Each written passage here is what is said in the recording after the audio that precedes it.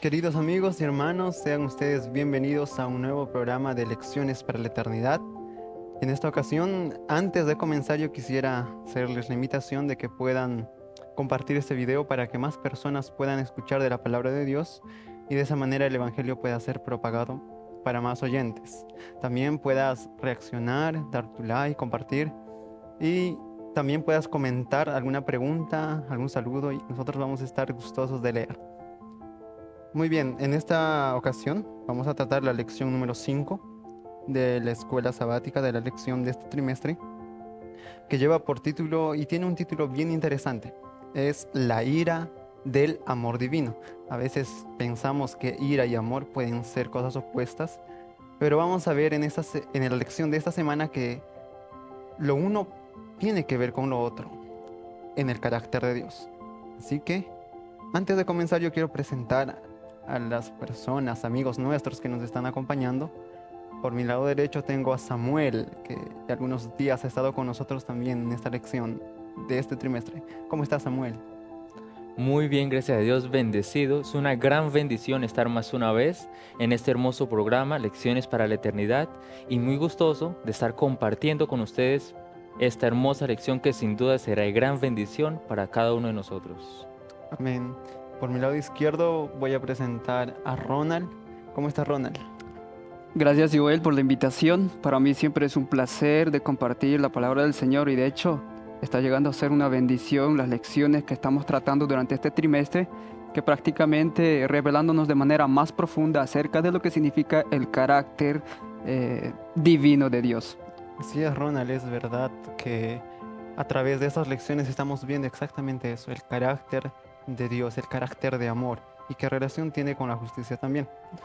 Así que ya para dar inicio de una vez, quiero que nos acompañen ustedes ahí donde están en oración para dar inicio al estudio de esta semana. Samuel, ¿nos guías con la oración, por favor? Por supuesto. Querido Padre Celestial, Señor, venimos en esta hora pidiendo tu compañía, tu dirección y la protección de tu Santo Espíritu, Señor, que la sabiduría celestial pueda posarse sobre nuestras mentes y que nuestro entendimiento sea abierto a tu palabra, Señor. Y ahora que vamos a transmitir este hermoso mensaje que tú dejaste escrito desde los siglos de la eternidad, de hace muchos años atrás, pedimos, Señor, que tú estés con nosotros, que tú nos des el entendimiento necesario y que todo lo que hablamos pueda ser instruido por tu Santo Espíritu, que nosotros solo seamos un canal de bendición, que pueda compartir bendición, amor, esperanza y sabiduría para aquellas personas que lo están necesitando. En nombre de Cristo Jesús oramos. Amén. Amén. Amén.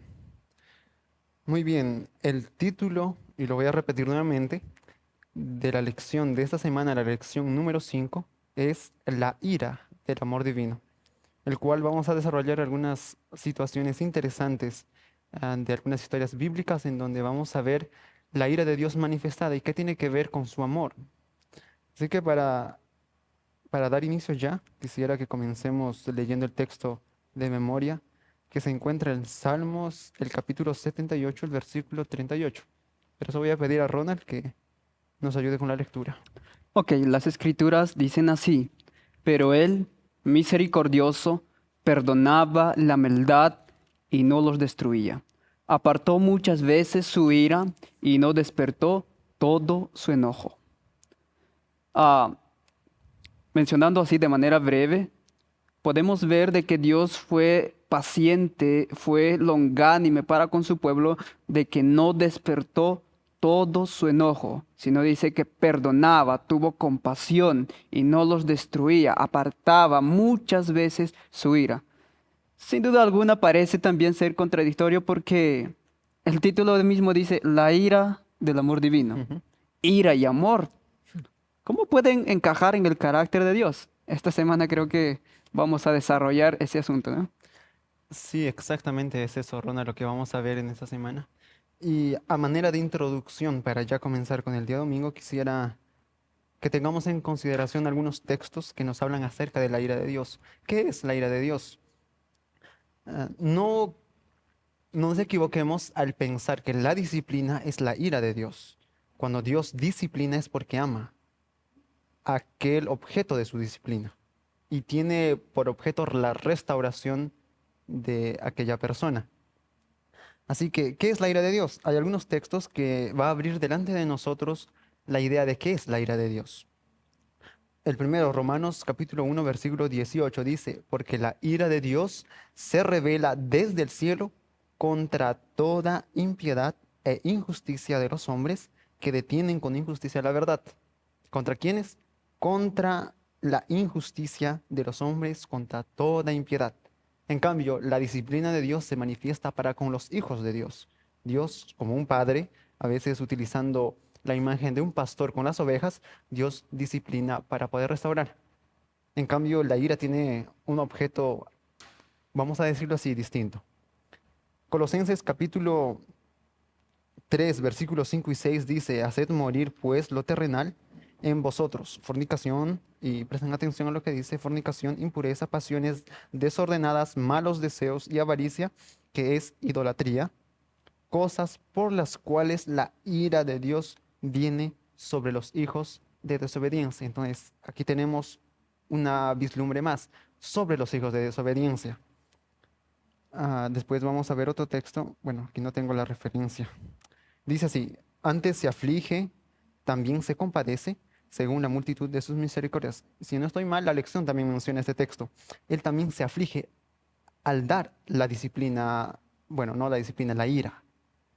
Y hay un texto en Isaías 28 bien conocido, versículo 21, donde dice, porque Jehová se levantará como en el monte Perasim, como en el valle de Gabaón, se enojará para hacer su obra, su extraña obra, y para hacer su operación, su extraña operación.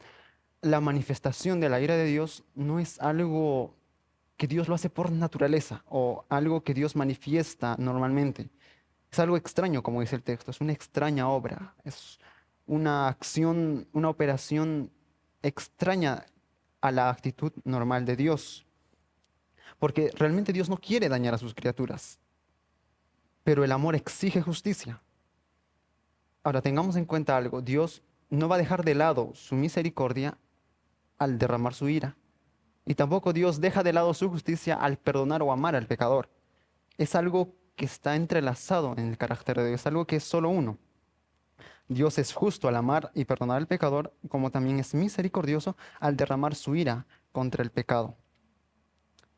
Es más, cuando Dios derrama su ira, es para salvaguardar a los que están alrededor de aquella persona o de aquella criatura y hasta salvarlo de él mismo. Entonces, esto es en una imagen amplia de lo que significa la ira de Dios. Es realmente una expresión del mismo amor de Dios, la ira de Dios. Es para salvaguardar aquella criatura del mal que podría ocasionar en el futuro o en ese mismo momento. Muy bien, entonces con todo lo que estamos diciendo hasta ahora, vamos a ir al día domingo de la lección que lleva por título Afligido por el mal. Y de ese es el texto que también les mencioné, que Dios al ejercer esa misma ira, Dios mismo es afligido. A Dios no le gusta, pero en muchos de los casos tiene que ejercer esa justicia. Así que, bien, yo voy a pedir aquí a mis queridos amigos, porque la lección nos da el Salmo 78 a modo de comentario, para que nos puedan decir qué es lo que nos enseña este texto, esta porción de la Biblia en cuanto a la rebelión del pueblo y la actitud de Dios para con ellos.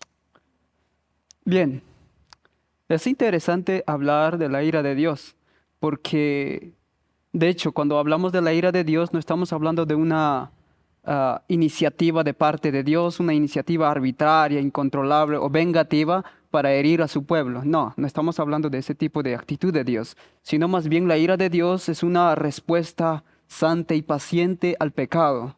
Porque ¿qué es lo que hace el pecado? Dañar sencillamente a su creación.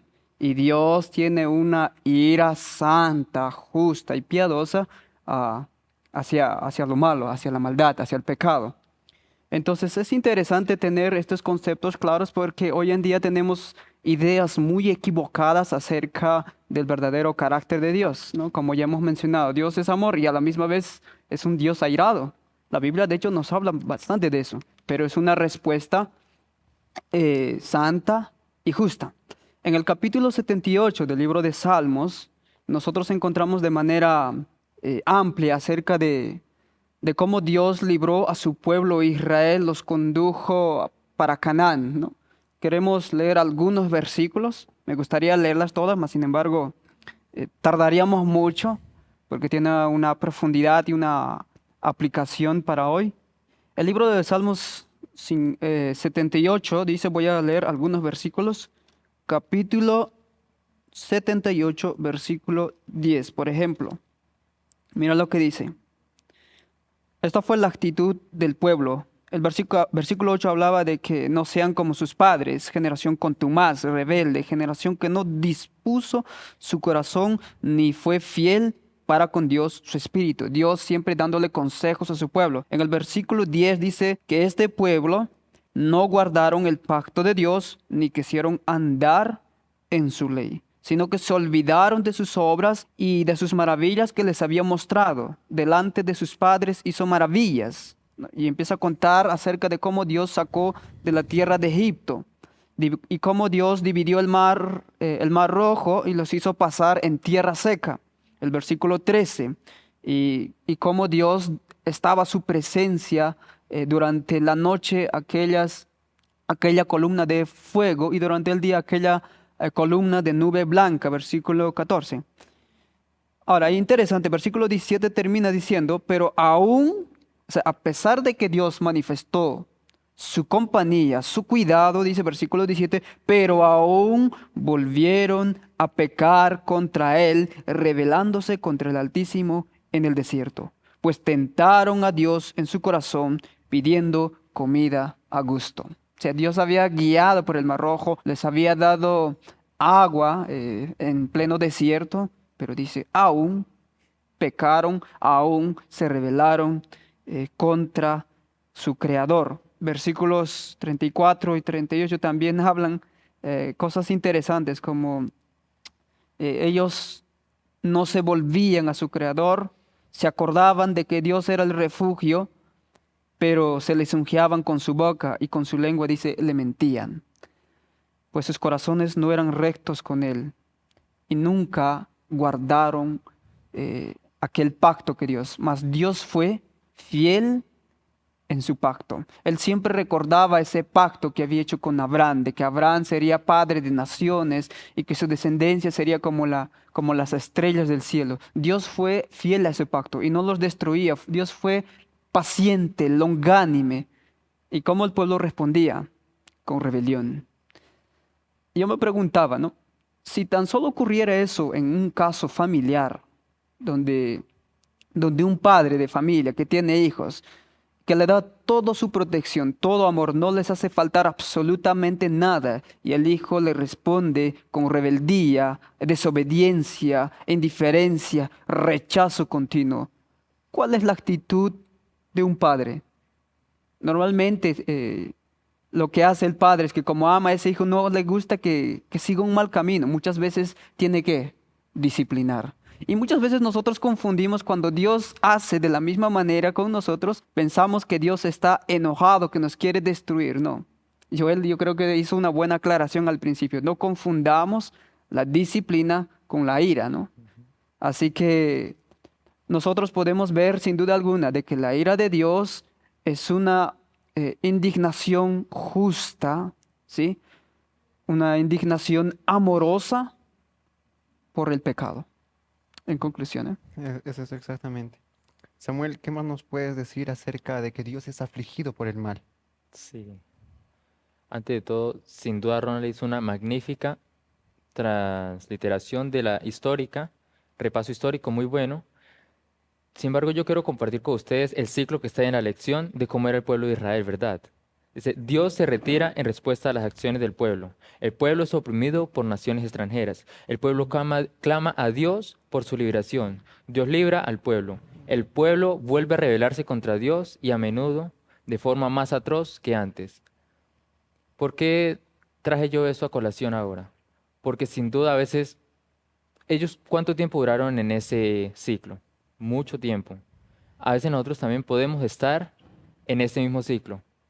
Pecamos, nos arrepentimos, pecamos, nos arrepentimos y vamos en ese ciclo, en ese círculo vicioso. Y cuando volvemos a pecar, dice que cometían cosas atroces.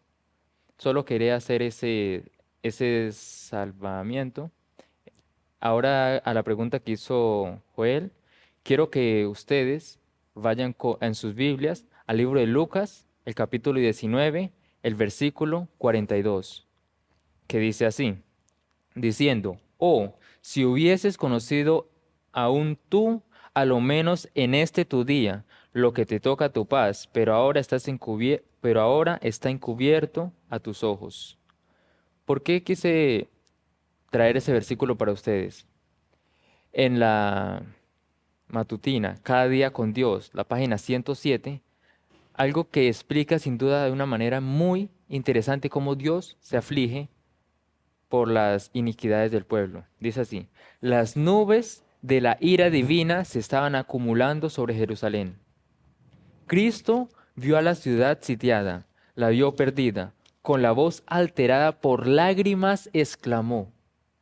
¿En qué tono lo hizo? ¿En alegría? ¿En felicidad? La voz exaltada por lágrimas, alterada por lágrimas, él exclamó, oh, si tú también, oh, si también tú conoces a lo menos en este tu día lo que es para tu paz, mas ahora está encubierto en tus ojos. Hermanos, vemos que el castigo que acontece es porque la paga del pecado tiene su consecuencia, mas sin embargo Dios no se goza en eso. Y yo veo muy importante y demasiado hermoso este equilibrio tan perfecto que tiene Dios entre el amor y la justicia, el amor y la misericordia. La justicia y la misericordia, Él tiene un hilo finamente bien equilibrado y es eso, que Él lo hace con amor. Aunque a veces vemos las aflicciones del pecado, las consecuencias del pecado obrando en la vida, Él se aflige cuando eso acontece. Dios afligía cuando el pueblo de Israel caía en pecado una y otra vez y otra vez. Entonces Él no aguantaba un poco, entonces se alejaba y era donde venía donde venían las calamidades, donde ellos iban a la esclavitud. Y eso es lo que acontece también muchas veces. Nosotros decimos, ah, no, es que Dios mandó esto. Dios no lo manda, Dios permite que acontezca. Él se aleja un poco y es donde vienen las calamidades, viene eso. Incluso ese acto también es un acto de amor, porque si nosotros vemos en ese estado, cuando las personas o los seres humanos están en un estado así ya muy, muy como sufriendo muchísimo, es donde claman a Dios. Y generalmente acontece eso. Cuando el pueblo de Israel la esclavitud estaba acabando literalmente con ellos, ahí es donde volvían a buscar al Dios de Israel y Dios, como un buen Dios amoroso y compasivo, Él los perdonaba de nuevo, acercaba de nuevo su presencia y los cubría con su manto. Entonces es hermoso cómo la ira de Dios lo hace incluso en amor por el pecador. Amén. Un detalle interesante que hemos visto hasta ahora es que, y los dos resaltaron eso, yo encuentro muy interesante, es que antes de Dios derramar su ira, Él da un tiempo al pueblo, un tiempo aún a las naciones extranjeras Ujú. de tolerancia. Dios es capaz de restringir ciertos atributos de Él con tal de aún manifestar amor, manifestar tolerancia por sus criaturas. Es interesante eso, porque Dios no derrama su ira de manera, como nosotros entendemos, un ser irritado Ujú. o alguien molestándose por impulso. Dios no es así. Dios lo hace cuando no hay otra forma más para actuar. Dios lo hace siempre, como dije al inicio, para salvaguardar a sus criaturas. Porque cuando hay una persona que está en total enemistad contra Dios, siempre va a hacer daño a los que Dios ama. Entonces Dios manifiesta su ira en ese caso. Entonces vimos hasta aquí que Dios es tolerante, longánime. Dios es capaz de tener esas características en sí. Eh, Ahora, ¿Sabes? sí. ante- Perdón. Hola. Antes de que terminara este día, hay algo que me llamó mucho la atención y de hecho ya lo leo una cierta parte, Samuel, de Cada día con Dios, página 107, donde hablando de Jesús, dice la cita, me voy a limitar tan solamente a leer y no explicarla mucho, dice, lo llevó junto a su corazón hizo todo lo que pudo para salvarlo. Pero al terminar su obra en este mundo, se vio obligado a decir en medio de la angustia y las lágrimas, y no queréis venir a mí para que tengáis vida. Juan 5:40. Wow. Solo un punto mientras Joel hablaba, y es que incluso, es decir, cuando él dice, cuando el pueblo de Israel iba en esclavitud, incluso ese acto era un acto de amor y misericordia, porque muchas de las personas de las ciudades paganas recibieron conocimiento de Jesús, conocimiento de la palabra, conocimiento del Salvador, por esas personas que fueron dispersadas allá. Incluso hasta ese acto que nosotros diríamos como castigo al pueblo de Dios, ese mismo acto era un acto de misericordia para las naciones que no conocían de Dios. Fue como un acto donde todos ganaban, literal. Porque el pueblo de Israel se afligía y volvía a Dios. Y las naciones paganas, ellas también, muchos de esos recibieron conocimiento de Dios. Entonces, eso me llama mucho la atención, cómo incluso hasta en ese detalle hay misericordia en las acciones de Dios. Y muy interesante los últimos comentarios que se hicieron.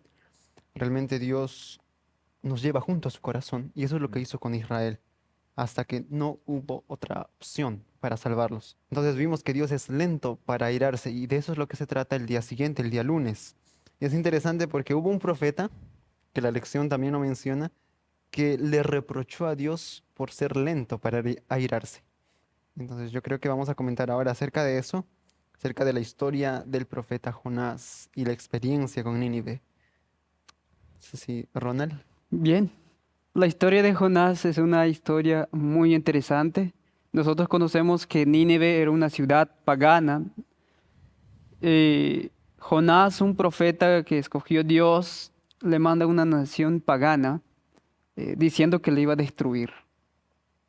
Y de hecho, Jonás era un hombre que conocía la misericordia de Dios. Eso es lo que nos señala el libro de Jonás, ¿no? Especialmente el capítulo 4. Él sabía que Dios era lento para... Voy a leerlo, ese versículo.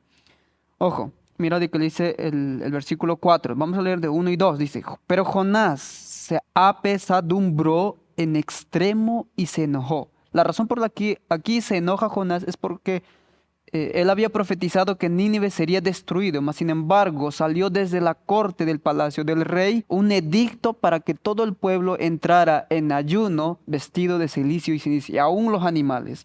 Y todo aquel pueblo se arrepintió. Entonces Jonás se enojó, dice, en extremo, y oró a Jehová y dijo, ahora, oh Jehová, ¿no es esto lo que yo decía estando aún en mi tierra? Recordemos que cuando Dios le mandó, Jonás quiso huir de aquella orden. Por eso me apresuré a huir a Tarsis, porque sabía, escucha esto, dice, porque sabía yo que tú eres Dios clemente y piadoso, tardo en enojarte y de grande misericordia y que te arrepientes del mal. ¿Qué vemos aquí en la actitud de Jonás? Jonás era un hombre que conocía la misericordia de Dios. Sabía que Dios era tardo en airarse y es más, ese Dios estaba dispuesto a perdonar a aquel que se arrepentía. Jonás lo conocía muy bien.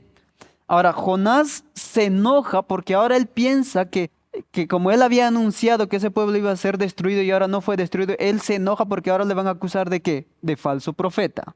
Entonces, Jonás se enoja y tiene, y a veces digo, no, este hombre tenía una estima muy alta a su propio país, ¿no? Se creían la nación favorita de Dios. Mas, sin embargo, vemos en su actitud de Jonás de que tenía un cierto tipo de odio hacia una nación pagana. Él preferiría que Dios destruyese porque ellos no eran merecedores de la gracia divina. Para Jonás, yo creo que Jonás hubiera estado feliz si Dios hubiera destruido. Pero él dijo, Señor, yo sabía que tú podías perdonar. Yo sabía que tú eras tardo en airarse. Esa palabra tardo en airarse en el idioma hebreo es justamente, se hace referencia a uno que tiene nariz largo, longánime. La palabra también longánime. Y es interesante, ¿no? Que Dios realmente es tardo para airarse, Él es paciente. Imagínate, a una nación pagana. Si se arrepiente ese país, Él está dispuesto a perdonar. Yo me ponía a pensar esta semana, si hoy en día las naciones más, si podríamos llamarlo así, que tienen la misma actitud de Sodoma y Gomorra, ¿será que Dios estará dispuesto si aquella nación se arrepiente? Con certeza. Con seguridad. Dios está dispuesto a perdonar. Inclusive, y eso va de manera individual para cada uno de nosotros. No importa qué profundidad hayas pisado, qué tan profundo hayas llegado en tu experiencia. Y muchos piensan de que creo que no tengo más perdón porque he cometido ciertos crímenes y he hecho cosas, maldades, y muchos piensan de que Dios no les puede perdonar. Si a una nación pagana Dios perdonó en aquel tiempo, ¿cuánto más a ti? La Biblia es claro, Dios es un Dios longánime, Dios no es como los hombres. Los hombres odian a aquellos que hacen maldad, los hombres odian a aquellos que se vengan. Mas Dios no es así, Él es lento para airarse. Así que no podemos perder nuestra vista de aquel amor redentor de Dios que está dispuesto a darnos una oportunidad. Amén. Samuel. Si Dios es tardo en airarse, hermano, yo creo que no hay duda ninguna. Ninguna duda puede haber en eso. ¿Por qué? Porque el pueblo de Israel, que era la niña de los ojos de Dios. El pueblo asirio, el pueblo ninivita, sin duda, como el pensamiento de Jonás, había hecho un daño tremendo a los israelitas. Los había hecho pasar un tiempo mal a ellos. Y Dios, imagínense un padre, que alguien haga algo malo a su hijo, que alguien haga sufrir mucho a su hijo, y después tiene, por justas razones incluso, el poder o la potestad de acabar con la otra persona, digamos que de mandarlo a la cárcel. Mas, sin embargo, la otra persona se arrepiente como lo hicieron los ninivitas. Se arrepintieron de todo corazón. Se arrepintieron en silicio y ceniza, que en los tiempos antiguos era una demostración pública de humillación total. Y Él lo perdona. Imagínense, es muy, muy, muy tarde en airarse, literalmente, porque es demasiado la longanimidad que tiene Dios. ¿Cómo perdonar a un pueblo que sin duda era tan perverso, que era tan malo, que hacía tanto daño al pueblo de Dios? ¿Cómo perdonarlo? Porque vemos que Dios es un Dios de amor. Dios es un Dios que no se goza en destruir ni ver sufrir a la humanidad. Dios es un Dios que se goza en ver a sus hijos feliz. Le atormenta ver a sus hijos en el pecado, mas le alegra y lo llena de regocijo que sus hijos vuelvan a la luz, que sus hijos se arrepientan, reconozcan que hay un Dios verdadero, que vean el pecado con aborrecimiento y que vuelvan a su Padre. Yo quiero leer para ustedes algo, una citación muy importante que es para nuestros días. A mí me gusta traer muchas citas ahora para nuestros días porque sin duda es lo que nosotros necesitamos. Dice así: la lección enseñada a Jonás es para los mensajeros que Dios envía hoy. Hermano, tú, yo, los compañeros aquí, somos todos mensajeros enviados por hoy. Nosotros tenemos que aprender una lección de la historia de Jonás, de la historia de los ninivitas.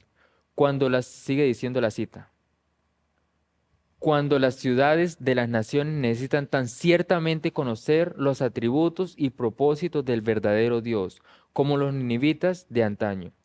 Los embajadores de Cristo, que somos tú y yo, dice, los embajadores de Cristo han de señalar a los hombres en el mundo más noble, que se ha perdido mayormente de vista. Según la enseñanza de las Sagradas Escrituras, la única ciudad que sustituirá es aquella cuyo artífice y constructor es Dios.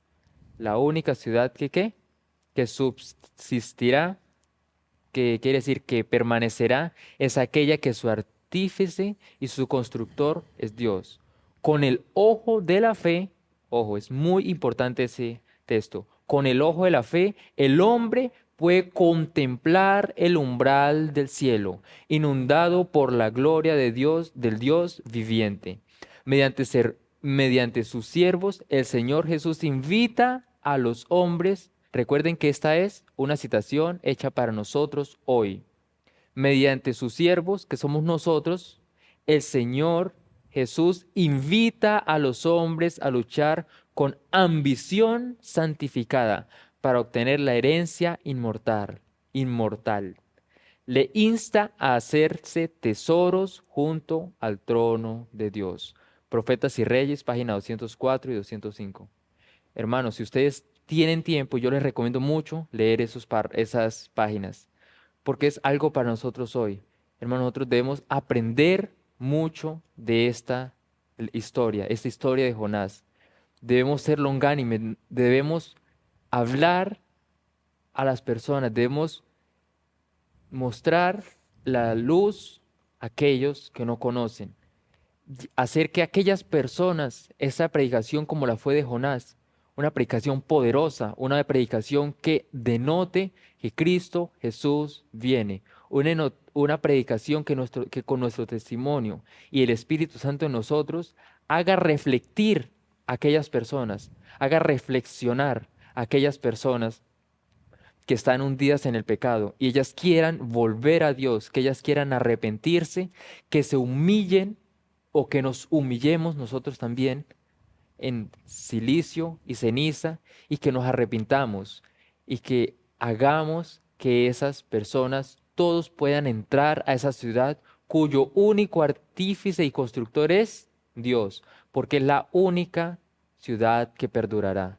Entonces, nuestra motivación, nuestro llamado es ir a predicar como lo hizo Jonás, ir a predicar con un testimonio tal que denote que aquellas personas vean lo horroroso del pecado y puedan acudir confiados a los pies de la cruz para alcanzar misericordia y hallar gracia ante el oportuno socorro. Amén, amén. De la historia de Jonás podemos ver que el primero, de acuerdo al conocimiento que él tenía de Dios, el primero en regocijarse debería haber sido él. Entonces aprendimos que nosotros, como seres que entendemos que la misericordia de Dios, que su amor, su tolerancia es de manera inmerecida para nosotros, de igual manera debemos, como decía Samuel, llevar estas mismas palabras del Evangelio a los demás. Entonces, teniendo solo como antesala estos 2 días que son el domingo y el lunes, ahora entramos en sí a lo que la lección quería tratar, que es acerca de la ira de Dios, o como lo va a llamar el título, una indignación justa. Para entender un poquito de eso, la lección nos da una historia bien interesante. Es algo que nosotros podemos llegar a entender en este pequeño relato, en qué consiste la ira de Dios. Entendamos de que hay formas inapropiadas de la ira, como mencionamos al inicio, por irritación, por impulso. Es más, llega al punto de ser una indignación egoísta. Pero el relato es algo así. Imaginemos a una madre que observa a su hija de 3 años jugando en el parque y que es atacado de pronto por un hombre. ¿No debería irarse? Por supuesto que sí, dice. La ira es la respuesta apropiada del amor en tal circunstancia. Entonces, esto nos da una pequeña vislumbre de lo que es el amor, la indignación de Dios. Muy bien, la lección nos da otro relato que es en la escena del templo donde Jesús llega y él limpia el templo. Entonces vemos ahí eso manifestado en Jesús. Pero yo quisiera pedir a Ronald y Samuel que nos puedan hablar un poquito acerca de este relato. Bien. Una indignación justa. En esta historia vamos a encontrar de una indignación realmente justa de parte de Jesús. La historia nos cuenta, diciendo desde el versículo 12, vamos a leer, dice, y entró Jesús en el templo de Dios. Y nosotros sabemos qué es lo que debían estar haciendo ellos en el templo, los sacerdotes. incluso el pueblo mismo, qué es lo que debía hacer. Pero mira, encontramos una escena diferente. Ellos no estaban adorando a Dios, ellos no estaban cantando a Dios. ¿Qué es lo que estaban haciendo? Ojo, dice, y entró Jesús en el templo de Dios y echó fuera a todos los que vendían y compraban en el templo. ¿Qué es lo que habían hecho del templo? Habían hecho un campo de negocio. eh, Recordemos que el pueblo acostumbraba a ofrecer sacrificios tanto matutinos y vespertinos, y ahora eran los sacerdotes quienes vendían ofrendas, sean en animales, en palomas, eh, en machos, perdón, en terneros, y el pueblo sencillamente compraba ahí. Lo que pasa es que aquí ellos habían exagerado los precios para el lucro, para el lucro de ellos, y aún los pobres y los huérfanos se veían obligados a comprar, porque si ellos traían su propio animal, pues no era recibido. Entonces, lo que Jesús hace es, ve esta escena, todo un mercado. Ellos se habían convertido como ladrones, estaban saqueando a las viudas y a los pobres.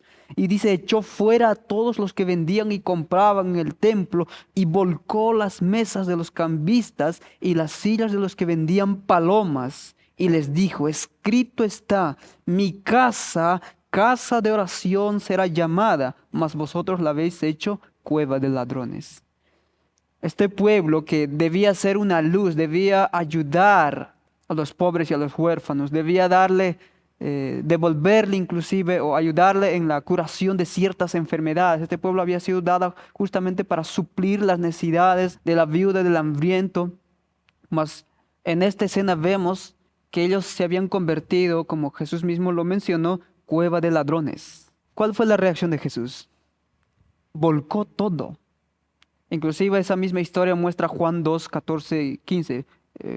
Más sin embargo, este es el inicio y Mateo 21 es ya al final. Y Jesús, conocemos normalmente como purificación del templo, y Jesús realmente se indigna por ese acto. O sea, cualquier individuo hoy en día nosotros, ¿se imaginan ustedes, entra a un templo, a la iglesia, y ven ahí un mercado un sábado vendiendo? Quizás ocurre eso, donde vendiendo en sábado, que por más que sean Biblias o libros de espíritu y profecía, el sábado no es para negociar, no es para vender. Y Jesús hizo una justa indignación, se indignó, se enojó, se airó. No porque fue no porque fue un enojo irritado, ¿sí? O vengativo, no. Fue una justa indignación. ¿Saben? Yo quiero aplicar en este asunto. Hay muchos hoy en día que también ven de esa manera cierta indignación cuando a veces se empieza a vender en pleno sábado. Empieza a negociarse algunos materiales porque llegó un hermano que trajo algunas reproducciones o algunas prédicas que son buenos o algún libro, y bueno, el hermano se va antes del mediodía, bueno, nos toca vender. El sábado no es para la venta. Mira lo que dice, yo quiero leerle esta cita. Es cierto, ¿sí? Es cierto. Como seres humanos nosotros también nos indignamos, ¿sí? Es cierto que hay una indignación justificable, así como la de Jesús. Aún en los seguidores de Cristo, cuando vemos que Dios es deshonrado y su servicio puesto en oprobio, cuando vemos al inocente oprimido, una justa indignación conmueve el alma. Un enojo tal, nacido de una moral sensible, no es pecado. Escucha bien eso. Un enojo tal, cuando hay un oprobio hacia el inocente o hacia la viuda, hacia el huérfano, ¿sabes? Hay una justa indignación que conmueve el alma. Y tú mismo dices, pero ¿cómo se puede hacer este tipo de acto? ¿Cómo se puede hacer este tipo de maldad? Ese tipo que es nacido de una moral sensible, dice la Escritura, no es pecado. Pero los que por cualquier supuesta provocación se sienten libres para ceder a la ira o al resentimiento, están abriendo el corazón a Satanás. La amargura y la animosidad deben ser desterradas del alma si queremos estar en armonía con el cielo. Esta cita está en El deseo de toda la gente, es página 277. Y muchas veces nosotros usamos este versículo para defender nuestra ira, nuestro enojo. Mas sin embargo, guardamos como un odio o rencor al hermano. Amigos, ese no es justificable. Eso sería un pecado, porque de Jesús, Él no estaba odiando ese pecado, no estaba diciendo, al salir, ya sabes, al salir vamos a solucionar el problema. No, la indignación de Jesús fue justa. Y si nosotros queremos tener esa misma indignación por cierto tipo de mal manejos, sea dentro de la iglesia, por cierto tipo de abusos, podemos tener una justa indignación. Pero siempre debemos pedir la sabiduría divina, porque muchas veces cometemos errores pensando que estamos de acuerdo a las Sagradas Escrituras. Pero tengamos en mente de que debemos ser guiados, aún para reprender, para lo que sea, debemos ser guiados por el Espíritu del Señor. Amén. Samuel. Sí, no, sin duda vemos esa ira de Dios, esa indignación, fue una indignación santa mismo. Fue una indignación de dolor, una indignación de aflicción en el corazón, una indignación de cómo no podían ver la santidad de ese sitio de reunión, cómo ellos estaban acumulando tantos pecados sobre su cabeza. Vemos esa indignación, una indignación santa, una indignación de aflicción, una indignación así como las que tuvieron los profetas, como las que tuvo Isaías, las que tuvo Jeremías. Indignación por las atrocidades, por las aberraciones que se hacían en el pueblo de Dios. Lo mismo fue la indignación de Jesús. Fue una indignación por qué tan bajo, qué tan liviano tenían para ellos el nombre de Cristo, el nombre de Jesús, el nombre de Dios. Y quiero leer para ustedes una cita que se encuentra en Efesios, el capítulo 4, el versículo 26 y 27, que supongo que muchos de ustedes ya lo conocen, más quiero leerlo para reiterarlo. Airaos, pero no pequéis. Dios se airó, pero Él no pecó. Jesús no permitió que el pecado entrara en Él, como dice el versículo 27. Sigue diciendo el versículo 26, no se ponga el sol sobre vuestro enojo. Y el versículo 27, ni deis lugar al diablo. ¿Qué acontece? Cuando nos airamos, no hemos terminado de airarnos y ya dimos lugar al diablo. ¿Qué pasó con Jesús? Él se airó por lo que estaba aconteciendo, se airó por lo que se hacía. Pero sin embargo, Él no dio lugar al diablo. Él no dejó que el diablo tomara posesión de Él. ¿Y cómo podemos comprobar de que el diablo no estaba ahí y que el Espíritu Santo era el que estaba ahí?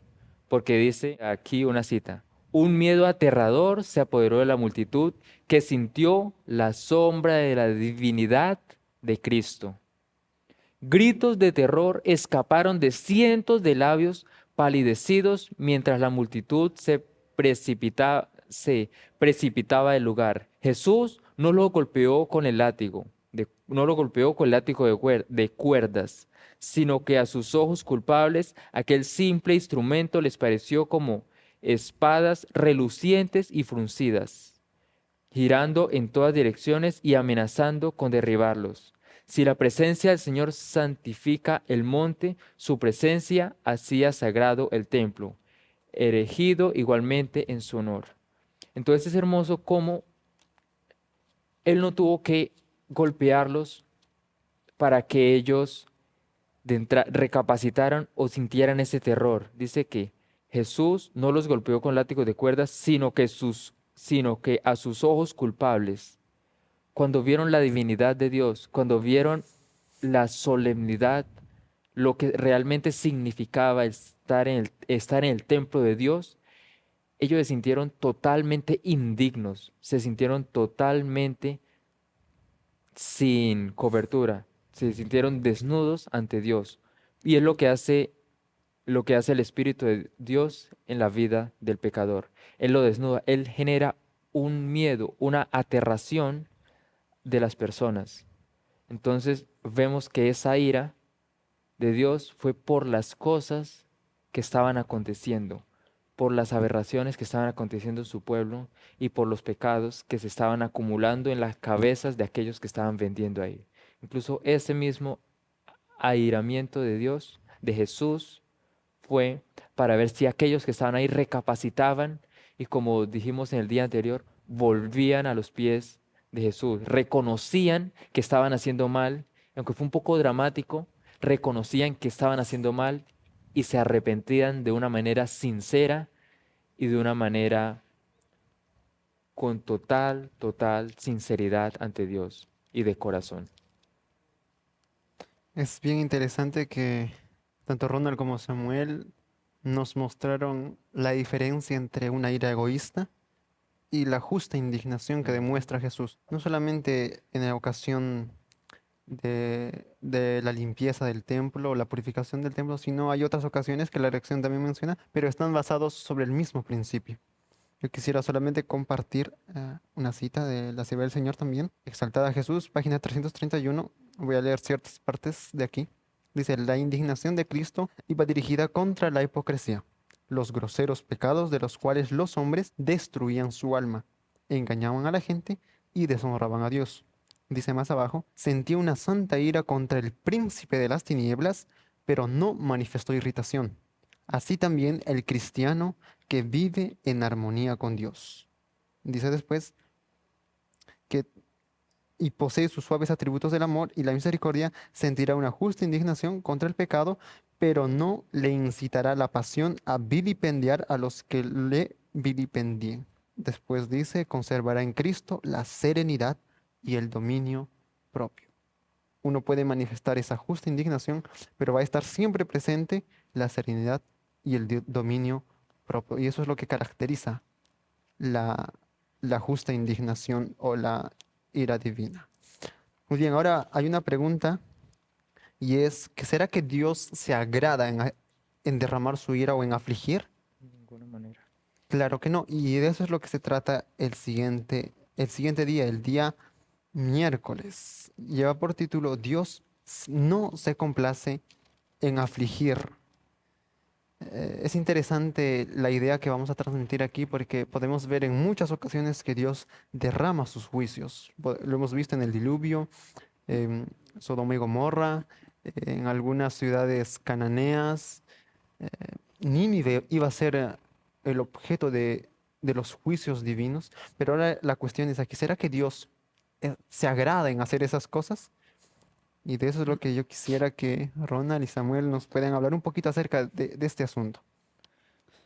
Bien, si nosotros miramos el libro de Lamentaciones, capítulo 3, versículo 32 y 33, mira lo que dice. Antes, vamos a leer del versículo 31, ¿sí? Porque el Señor no desecha para siempre, ¿sí? Él no desecha para siempre. Antes, si aflige, también se compadece según la multitud de sus misericordias.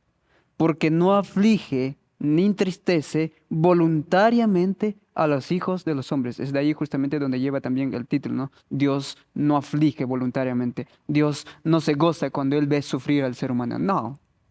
Dios tiene una justa indignación, ya lo vimos. Dios mismo se compadece de los hombres que sufren de esa manera, aunque Él no quisiera que sufrieran. La razón por la que los seres humanos sufren es justamente por sus decisiones, por su actitud. Son las consecuencias de su propia decisión. Y ese mismo encontramos en la historia del pueblo Israel a través del Antiguo Testamento. Por ejemplo, yo quiero leer el libro de Jueces, capítulo 2, versículo 13 y 14. Mira lo que dice. Dejaron a Jehová y adoraron ¿a quién? A Baal y a Astarot. Y se encendió contra Israel el furor de Jehová, el cual los entregó en manos de robadores que los despojaron y los vendió en manos de sus enemigos de alrededor. Y no pudieron ya hacer frente a sus enemigos. ¿Qué es lo que decía el primer mandamiento? No tendrás otros dioses fuera de mí. ¿Y qué es lo que hicieron el pueblo? El mandamiento era claro, era una orden clara y en esa orden estaba el poder para guardarlos a ellos. ¿Pero qué hicieron ellos? Dice, adoraron a Baal y a Astarot. Era prácticamente una abierta rebelión al Señor. Y por eso es que el Señor se indignaba de manera justa, se iraba de manera justa. Vamos a ver el otro versículo que es Salmo 106, 41 y 42. Dice así, 40, dice, se encendió por tanto el furor de Jehová sobre su pueblo y abominó su heredad. Los entregó en poder de las naciones y se enseñorearon de ellos los que le aborrecían. Sus enemigos los oprimieron y fueron quebrantados debajo de su mano. Y ese mismo encontramos nosotros la razón por qué el pueblo de Israel terminó, o el pueblo de Judá terminó en Babilonia, llevado por Nabucodonosor como esclavos para que sirvieran al rey. Sus hijos, sus príncipes, ellos fueron llevados durante 70 años. Y vemos, Dios de hecho no se alegraba porque su pueblo se había aflictado. Él mismo se indignó, dice el libro de 2 Crónicas 36, 16, dice, no hubo más remedio para el pueblo. No hubo. Deuteronomios 24 a 26, también Jueces 10, 6 al 16 nos habla de que como ellos eran afligidos, angustiados, Dios mismo también fue angustiado juntamente con ellos. Dios mismo sufría juntamente con ellos porque era el pueblo que había comprado, el pueblo que había guiado, le había dado maná, aquel pueblo que les dio de todo, les posesionó en Canaán. Aún así eran rebeldes. Dios siempre fue paciente, nunca afligió de manera voluntaria. Siempre decidió siempre decidió protegerlos, llenarlos de bendición.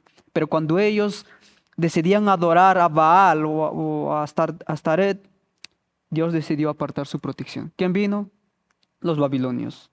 Y aún Dios es tan misericordioso. El libro de Esdras nos cuenta, el capítulo 5 y también capítulos 6 y 7, después de que ellos estuvieron por Babilonia, Dios juzgó a esa misma nación que llevó en cautividad.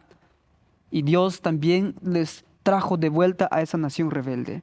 ¿Se imaginan ustedes cuánto es la misericordia o la longanimidad de ese Dios que es tan paciente? Y pregúntate a ti, ¿cuántas veces,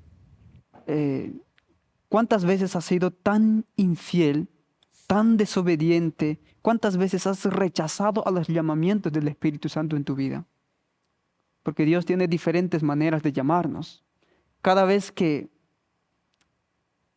nos desviamos, literalmente Dios llora. En la lección anterior les mencioné, muchas veces nosotros solo consideramos el dolor humano, pero recuerda, considera el dolor divino. Dios no está alegre cuando tú lloras. Dios no está alegre cuando estás triste. Él también justamente sufre contigo.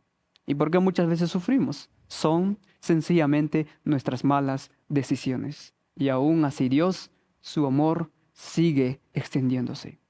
Yo creo que no podemos ser más indiferentes a ese amor. Hoy que estamos viendo estas lecciones tan maravillosas, yo digo, oh Señor, no puedo ser tan indiferente a ese amor. Yo quiero tener ese mismo amor para manifestar a los demás, porque todos necesitamos de ese amor longánime, paciente, misericordioso, tardo para la ira. Que el Señor nos pueda conceder realmente ese amor, que sea también su oración y también es mi oración, soy sincero. Así que estoy tan emocionado porque solamente puedo decir Dios nos ama y está esperando aún a que tú respondas a ese amor. Amén. Samuel, ¿algo más que podrías comentar acerca de ese día? Dios no aflige voluntariamente. Es sumamente importante e interesante ese título, ¿verdad? ¿Por qué? Porque vamos a un término lógico, a un pensamiento lógico de un ser humano. Dios nos ve a nosotros como ¿quién? Como sus hijos. ¿Qué padre se goza en afligir a su hijo? Mas, sin embargo, muchos padres hacen ciertas cosas que aunque el hijo en el momento le pueda parecer doloroso, le pueda doler un poco, lo hace por amor. Y es justo esa razón por la que Dios permite que acontezcan ciertas cosas. Dios no quiere dañar a los malhechores, pero el amor exige justicia. Nuestras acciones tienen una consecuencia. Dios nos pide, nos recomienda a que evitemos caer en ese error. Mas, sin embargo, si nosotros caemos ahí, Él está para ayudarnos a salir. Pero las consecuencias tendremos que soportarlas porque el amor exige justicia. Entonces, ningún padre, en su sano juicio, terrenal, en sus cabales al 100, quiere que su hijo sufra. Mas, sin embargo, ahora a veces vemos o hablamos con bastantes hijos que uno dice, es que mi papá no sé qué, que mi papá otra cosa, él solo quiere verme sufrir. Mas, sin embargo, un padre nunca va a querer ver sufrir a su hijo. Él siempre va a hacer lo que él piensa que es mejor para su hijo. Ahora, ¿cuánto más nuestro Padre Celestial? Que Él sí sabe lo que es mejor para nosotros. Él no hace lo que piensa que es mejor. Él hace o nos instruye por lo que sabe que es mejor para nosotros. Por eso es que a veces aleja su presencia, pasamos por ciertas pruebas, cierta dificultad, pero finalmente su misericordia es tan grande que si nos humillamos, volvemos a Él, Él nos acepta, así como ese padre cuando el hijo pródigo volvió a la casa. Ese padre que se arrodilla y abrió sus brazos para recibirlo de nuevo. El hijo pródigo tuvo que pasar hambre, tuvo que pasar ciertas situaciones para recordarse, yo tengo un padre que Él me ama y Él quiere lo mejor para mí, yo voy para allá con Él. Entonces Dios en ninguna manera, es un término absoluto, en ninguna manera Él se goza en afligirnos. Él no se goza en lo absoluto en que su pueblo, que sus hijos sufran. Mas sin embargo, Él lo hace a veces, permite que pasen ciertas circunstancias o situaciones por amor a nosotros. Dice aquí que quiero leer una cita, compartir una cita para ustedes, que sin duda es llamativa, importante y quiero que ustedes presten una atención extremadamente. Dice así, la compasión, escuchen la palabra, la compasión. La compasión divina se leía en el semblante del Hijo de Dios mientras se dirigía una última mirada al templo y luego a sus oyentes. Con voz ahogada por la profunda angustia de su corazón y amargas lágrimas, exclamó, Jerusalén, Jerusalén, que matas a los profetas y apedreas a los que son enviados a ti. ¿Cuántas veces quise juntar tus hijos como la gallina junta sus pollos debajo de las alas y no quisiste? Esta es la lucha de la separación. En el lamento de Cristo se exhala el anhelo del corazón de Dios. ¿Escucharon esa frase? Quiero leer de nuevo para ustedes. Con voz ahogada. ¿Qué es una voz ahogada? Una voz ahogada es una voz que no se puede pronunciar bien por la tristeza que se siente. Con voz ahogada por la profunda angustia de su corazón y amargas lágrimas. Hermanos, ¿ustedes creen que esas palabras fueron escritas de esa manera para que combinaran, para que quedaran bonitas una en secuencia de la otra? No, es porque para demostrar la profundidad del dolor que siente Cristo Jesús. Cuando Él exclama, Jerusalén, Jerusalén, que matas a los profetas y que apedreas a los que son enviados a ti. ¿Qué estamos haciendo nosotros? ¿Estamos dejando que Él nos arrope con sus alas como la gallina hace con sus polluelos? ¿O estamos haciendo como lo hizo la antigua Jerusalén, que mataba a los profetas, que rechazamos a todo aquel que viene con un mensaje de esperanza para nosotros? Rechazamos a aquel que viene con una reprensión que tal vez no nos guste, que tal vez decimos, eso va en contra de mí yo.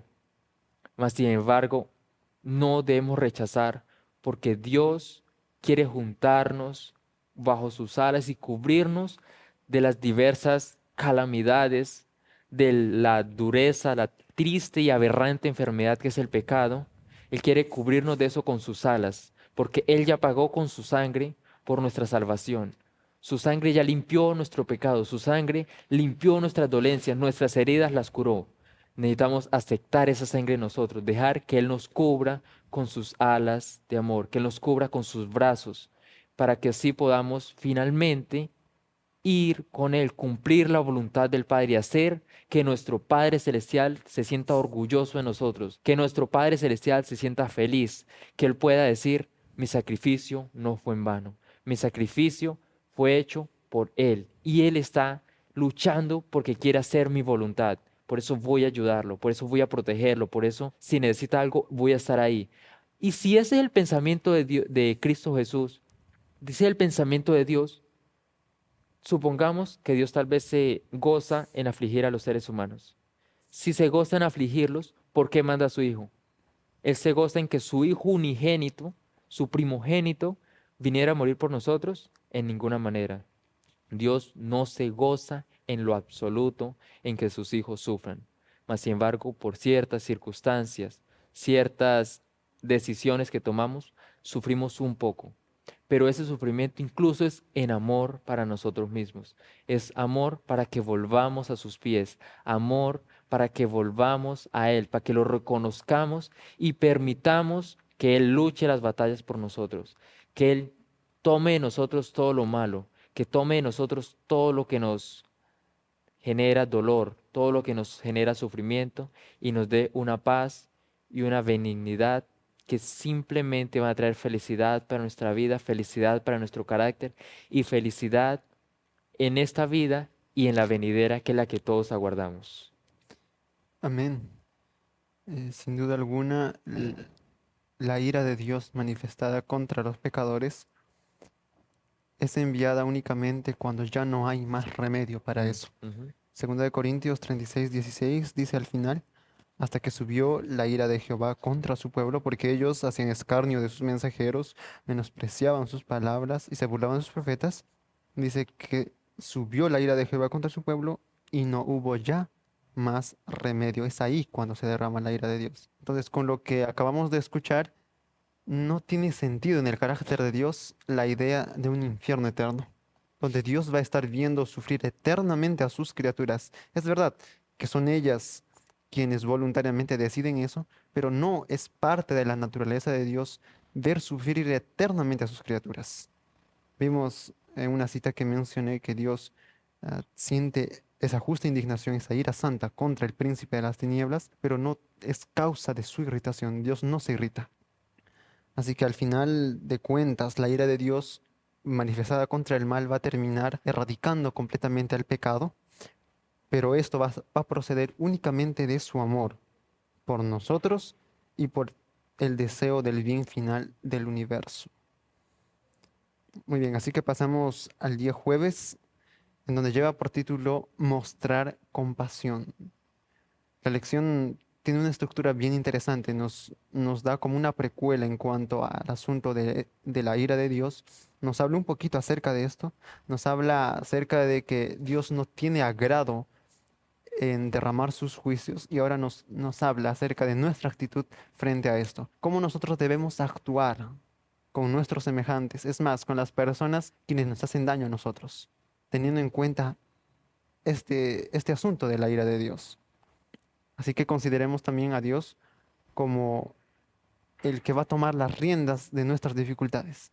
Y yo creo que Samuel y Ronald van a hablar un poquito más de este asunto, que es importante para nosotros como cristianos. Bien, hemos visto hasta ahora de que Dios es afligido por el mal, Dios es lento en airarse y también Él sufre una justa indignación al ver que sus criaturas son maltratadas o dañadas, ¿no? O sufren un abuso. Y ahora vamos a ver justamente de que así como Dios es paciente, longánime, tardo en airarse, y nos muestra su compasión para con nosotros, se compadece de nuestras debilidades, también nosotros debemos mostrar la misma actitud de compasión hacia nuestros semejantes. El libro de Deuteronomio, capítulo 32, versículo 35, dice la Escritura: mía es la venganza y la retribución. A su tiempo su pie resbalará, porque el día de su aflicción está cercano. Y lo que está preparado se apresura. Y Dios mismo, de hecho, va a juzgar a su pueblo. Ahora, el libro también libro de Salmos, ¿sí? Salmos 20:22 nos dice: no digas, y eso es para nosotros, ¿sí? No digas, yo me vengaré. Tranquilo, ¿no? No digas, yo me vengaré. Espera a Jehová y Él te salvará. Y de hecho, esa debe ser nuestra actitud, hermanos. Debe ser esa. Recordemos que de Dios es la venganza, no es nuestra. Porque nosotros debemos mostrar el mismo compasión que Dios muestra para con nosotros, debemos mostrar esa misma compasión con nuestros semejantes. y de Dios es la venganza, Él también dicta la sentencia y paga de acuerdo a su maldad con toda justicia. El hombre, acabamos de ver en el libro de Proverbios, no debe vengarse, ¿sí? Sino debe dejar el asunto ¿a quién? A Dios. Según las escrituras, tanto en el Nuevo y en el Antiguo, el apóstol Pablo mismo incluso dice que no se venguen ustedes, nada que ver, ustedes no, porque Dios dice, yo pagaré de acuerdo al tamaño, ¿no?, de la maldad del hombre. Y Joel mencionó al principio, ¿no? Al final, la acción más amorosa de Dios va a ser erradicar completamente la maldad, el pecado. Eso va a ser la acción más amorosa del Señor. Y de hecho, tiene que ocurrir, nosotros a través de la historia bíblica conocemos de que eso va a ocurrir. ¿Por qué muchas veces el hombre fracasa y el hombre sigue los deseos de su corazón? Es porque aún existe en este mundo el príncipe de las tinieblas. Y muchas veces es más natural escuchar los susurros del enemigo y dar las espaldas al Creador. Pero no debemos fracasar, porque el cielo ha hecho provisión. Tenemos una vía de escape todos nosotros. Y si nosotros aceptamos a Cristo por fe, tenemos una vía de escape. El apóstol Pedro declara que podemos ser participantes incluso de la naturaleza divina. Recordemos, Jesús fue el ejemplo perfecto de la humanidad y nosotros podemos seguir su ejemplo. Si queremos mostrar compasión a los demás, entonces necesitamos también reconocer que nosotros, o que Dios mostró hacia nosotros la misma compasión. Ha sido perdonador, ha sido tardo en airarse. Si tú quieres tener ese mismo carácter, necesitas aceptar a Cristo en tu vida. Yo creo que no existe otro para que pueda cambiar tu carácter. Dios ha hecho la provisión. Está a nuestro alcance. Así que yo me quedo con eso, de que Dios ha sido tan longánime conmigo, tan paciente, me ha soportado toda mi indiferencia, toda mi desobediencia hasta ahora, y aún sigue dándome oportunidad. No puedo desaprovechar más, y tú tampoco. Dios sigue llamando con cada susurro de su espíritu hacia ti. Ha llegado el tiempo, como dice el apóstol Pablo. Ha llegado porque se vienen días más difíciles, pero ha llegado el tiempo de despertarnos. Amén. Muy interesante porque realmente esa es la lección que, bueno, de hecho, la lección de esta semana quiere traer a nosotros. Samuel, ¿algún comentario más? Sí, yo solo quiero finalizar con una reflexión que ahora mientras Ronald hablaba vino a mi mente. Si Dios, un ser justo, un ser inmaculado, un ser indescriptible en la perfección, tiene compasión de nosotros, ¿cuánto más nosotros, seres pecadores, seres caídos, seres que hemos cometido muchos errores, debemos tener compasión por nuestro prójimo? Si Dios tiene compasión por nosotros, ¿por qué yo no voy a tener compasión por mi compañero? ¿Por qué yo no voy a tener compasión por mi amigo? ¿Por qué yo no voy a tener compasión con mi enemigo? ¿Por qué no? Si Dios tiene compasión de mí, ¿cuál es la razón para yo no tener compasión de aquella persona? Ah, pero es que en nosotros no está la compasión. Claro que no. Pero Dios pone en nosotros el querer como el hacer por su buena voluntad. Amén. Si tú no tienes compasión en tu corazón, si sientes ira, odio, quieres vengarte, ¿qué debes hacer? Arrodillarte. ¿Dónde estás? Arrodillarte. Buscar a Dios. Señor, ayúdame. Tengo esos pensamientos de ira, tengo esos pensamientos de odio, tengo esos pensamientos de venganza. Ayúdame. Solo tú puedes darme el raciocinio. Solo tú puedes ayudarme a que esto sea de tu agrado, a llevar este sentimiento a la cruz. Debemos llevar todo pensamiento cautivo a los pies de la cruz. ¿Qué quiere decir Pablo cuando escribe eso? Debemos llevar todo pensamiento cautivo a los pies de la cruz. Hermano, es que todo resentimiento, todo es una palabra absoluta que encierra totalidad. Todo nuestro pensamiento debe ir sujeto a los pies de la cruz. porque solo cuando llevamos nuestro pensamiento sujeto a los pies de la cruz es donde Dios nos da un sentimiento. Él recibe esa ira, ese enojo que nosotros sentimos en el momento y la cambia por amor, por compasión, por longanimidad, porque si Él es longánime, Él está totalmente dispuesto a compartir con nosotros de su longanimidad. Por eso es que, y interesante que, digamos, no va a quedar impune lo que acontezca, porque Dios es un juez y un juez justo.